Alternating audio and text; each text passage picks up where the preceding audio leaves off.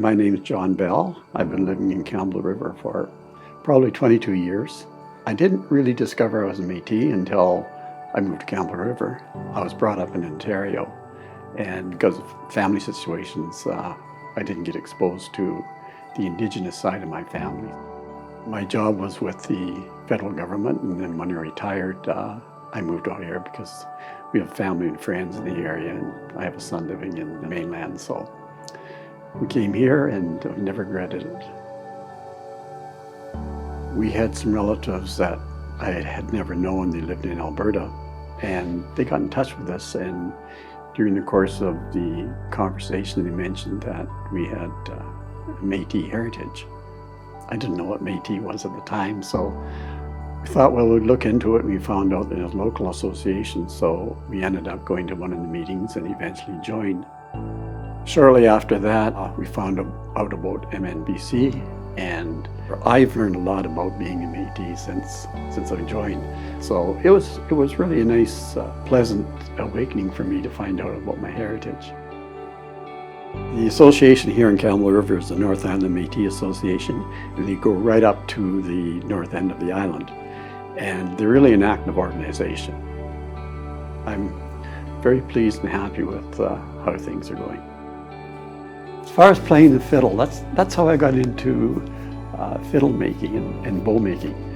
I like to do woodworking, and I've always done it most of my life. But you reach a point where you're making things for your grandkids and stuff, and you've made all the chairs and all the tables and cupboards for them, and there's nothing left. But I'm looking for something small to do that you could do in a small workshop. Anyway, during that time, the North Island Métis Association bought a bunch of fiddles, and they said, okay, we're going to give group lessons. So I can't play anything. So anyway, I took the lessons, and I found it interesting. We all bought these cheap $100 violins, and there's probably 7 or 8 of us.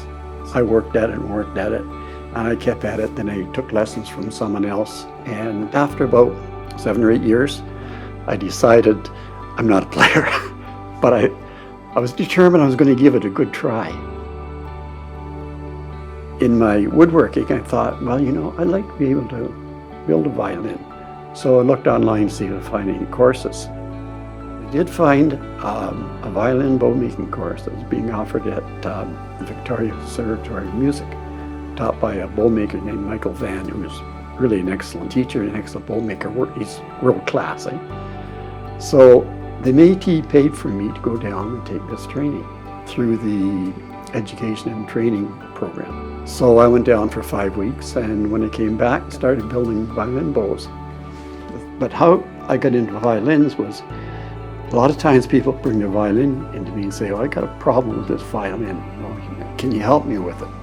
So I started working on them, and eventually you just morph into doing violins as well. I guess the last 2 years I've been working on building violins, and it's been quite rewarding. It takes a long time to build a violin. You're looking at 200 hours of work, but it's very precise. So each violin I make gets a little better than the violin before. My mentors have been players. When I build something, it goes out to a player, whether it's Métis or not, and I get feedback from them.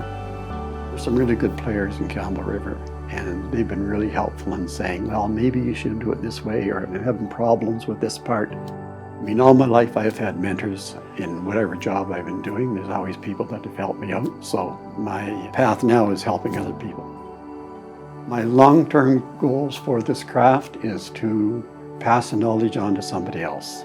I want to pass it on so that when I'm not doing it anymore, there's somebody out there that can serve the community, and who better to pass it on to than young Métis. I saw the grant in the MNBC website, and it sort of happened all of a sudden. I was, sitting back thinking, what project am I going to do next on violins? Who am I going to sell it to? What kind of violin I'm going to make? And then when I came across that, I thought, it'd be a really nice idea to make one that's Métis themed. And then you carry it on a little bit further, and I thought, if I could get a grant to make one, then maybe we could give it away to some young Métis player that wouldn't necessarily have that level of violin. With that, I put in an application, and I also included that I would train a younger person in how to make a violin.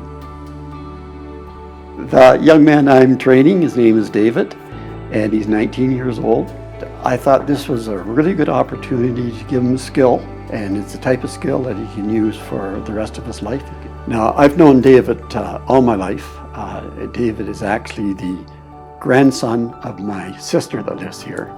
He's quite a willing young man. He wants to learn, and I find the more he gets into it, the more feedback that he's given me that he enjoys it. And I think down the road, he's going to be able to contribute to the music community, because that's something that I didn't realize. There's a subculture out there that are all musicians. I never realized it until I got into the music business. Violin was really a high-level violin as far as all the material went into it. And it had a nice Métis theme on it. On the back is a Métis jigger. It was all done through wood burning.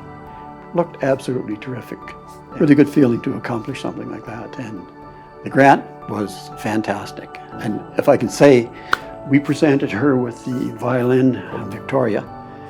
We sat there in the lobby of the hotel, and I said, "Are you ready to see your violin?" And she said, "Oh yeah." So opened it up. The look on her face said it all. It was fantastic. And, you know, that made everything that it was doing, all the work I put into it, made it all worthwhile.